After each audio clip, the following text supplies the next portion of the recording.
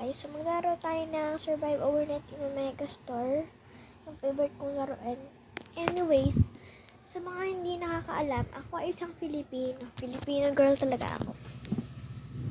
So, yes. Wala akong kasama dito. First time ko lang magtagalog sa aking video. Kaya, so, kaya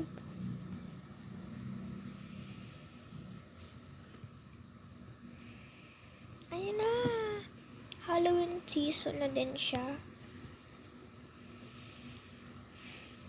Ilang days na lang guys bago mag-Christmas and 31 na nga pala tayo sa ating, nakikita mo ba yan, tokens.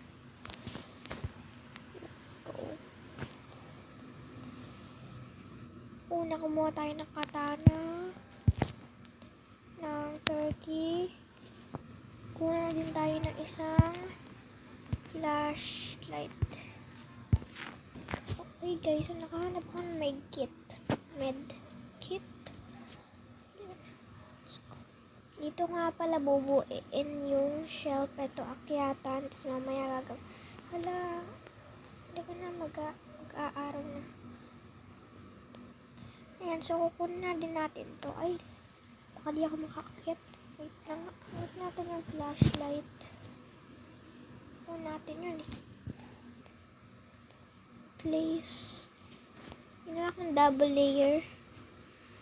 Yung sa una natin para makip safe yung mga lalagay natin. Dito natin nalagay itong mga to. Nakainin muna natin to. Tapos let's go. Bababa na natin. Hala be, nahulog yung katana talaga. Ayun o. Ba yan? Mamaya ako nakukunin nga. So, ayun lang mga guys. Magkakabisa na ako ng multiplication table by Babush. Subs please.